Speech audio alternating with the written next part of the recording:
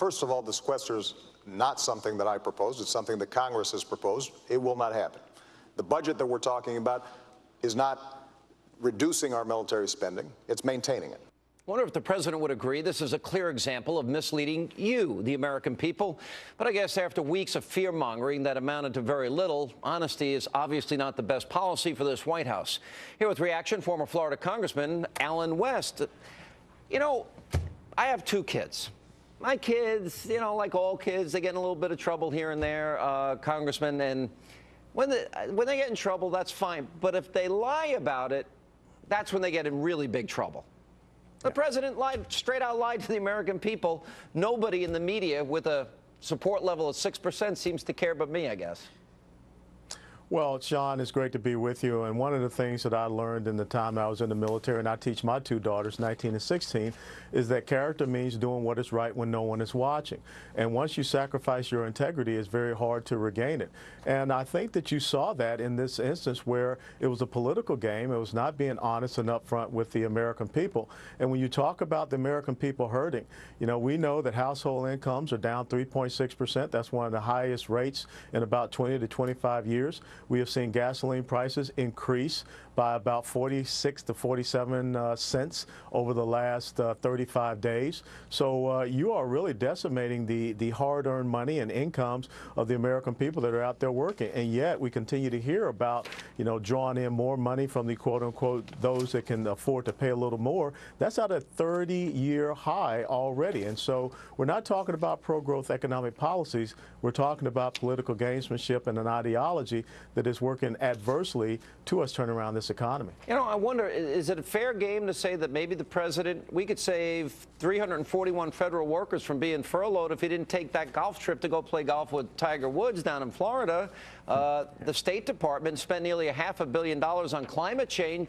How many poor children or disabled children, to use the president's word, could we help? Are these legitimate debates we ought to be having? He says we're going to hurt poor children or disabled children.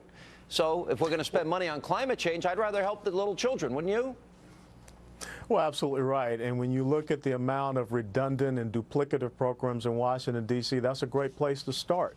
Look, the GAO put out a report back in 2011 that said there's $200 to $300 billion of redundant programs in Washington, D.C. That could have been a perfect place to start. And when I was up there in Congress, we did pass 2 pieces of legislation to replace the sequester, good, common sense, targeted type of spending cuts that reform the programs that we had. And of course, those pieces of legislation just sat on Harry Reid's desk. So there have been solutions that are being offered, but to continue to talk about more tax revenue and more increases as far as taxation, the CBO has already said we're going to have $2 trillion of revenue this year, and that's a pretty high bit of revenue coming in.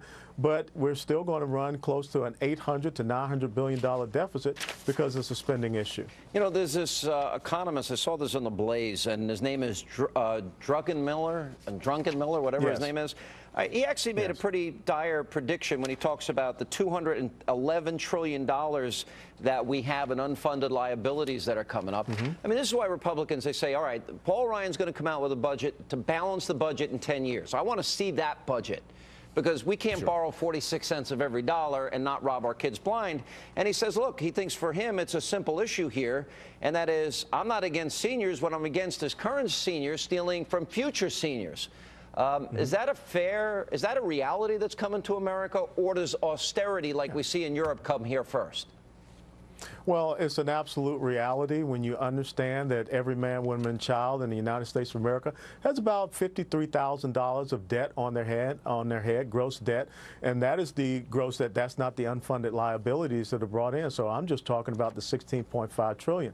So we are abusing our, younger generations for, the now. When you look at Social Security, Medicare, we have to reform those programs or they will go bankrupt.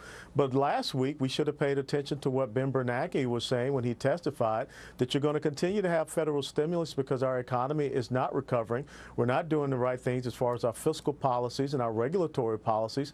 So we're printing money to the tunes of about $85 billion a month so that we can, buy up our mortgage-backed securities and Treasury bond debt. And that is not how we're going to have a successful economy. Is this a case where the president's cried wolf now too often? Remember he was pushing a stimulus plan, or we face catastrophe. I mean, this is the type of language now that is fairly predictable, and I'm getting to the point where I laugh at it. Even Saturday Night Live is mocking him over this. It's made it into the pop culture, which I think is a dangerous position for him to be in, because things don't get better in the end. But in other words, if we hit Obama scare fatigue, that he can't scare us anymore because everybody knows he's kind of full of it. Well, I'll ask you a simple question. If you were in the military and you were in a platoon, would you follow a platoon leader that said, gentlemen, we're going to try to do this attack, but most of us are going to get killed? And those of us that don't get killed are going to be severely wounded or captured. Leadership by fear-mongering is a tactic, but is not a very successful tactic.